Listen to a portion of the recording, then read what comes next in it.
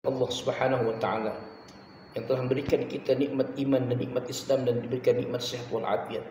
Salawat dan salam semoga tercurah limpahkan kepada Nabi kita Nabi Muhammad sallallahu alaihi wasallam. Ma'asyiral muslimin rahimakumullah. Sahabatku yang dirahmati oleh Allah Subhanahu wa taala. Banyak orang yang diuji dengan kemiskinan. Mereka mampu, mereka lulus dalam ujiannya.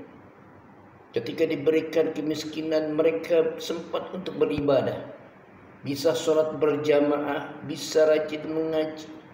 Bahkan sodakoh pun dia mau, hanya ingin bersodakoh. Walaupun dengan tenaga, walaupun dengan tersenyum. Tetapi tidak sedikit orang yang diuji dengan kekayaan, kemewahan, kemegahan, tetapi mereka melupakan kepada Allah Subhanahu wa taala. Mereka diuji dengan berbagai macam kekayaan, kesibukan yang mereka lakukan. Dari pagi pergi pagi, pulang sore, bahkan pulang malam, sibuk untuk mencari dunia, tetapi lupa akan akhirat. Dia lupa untuk mengaji. Dia lupa untuk sholat 5 waktu. Dan dia melupakan semua kewajiban-kewajibannya. Bahkan untuk mengeluarkan sedekah pun, untuk melakukan zakat pun, mereka enggan untuk mengeluarkannya. Padahal harta mereka sudah banyak, sudah cukup. Allah Subhanahu wa taala berfirman, A'udzu billahi minasyaitonir rajim. Ya ayyuhalladzina amanu la tulhikum amwalukum wala auladukum an dzikrillah wa may yaf'al dzalika faulaika humul khasirun. Surat Al-Munafiqun ayat 9. Hai orang-orang yang beriman, janganlah harta-hartamu dan anak-anakmu merupakan untuk berzikir, untuk mengingat Allah Subhanahu wa taala. Barang siapa yang melakukan demikian, maka mereka adalah orang-orang yang akan merugi. Sahabatku yang dirahmati oleh Allah Subhanahu wa taala.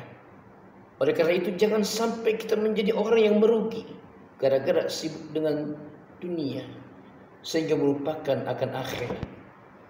Kita sibuk dengan urusan dunia, silahkan. Mencari nafkah, silahkan.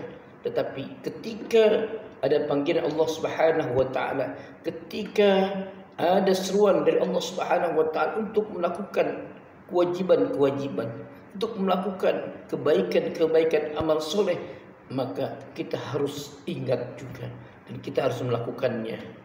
Inilah sebagai seorang muslim tanggung jawabnya, bukan hanya sekedar dunia saja, tetapi yang lebih penting adalah tanggung jawab diri untuk melaksanakan tugas kewajiban yang diberikan oleh Allah Subhanahu wa taala kepada kita semua.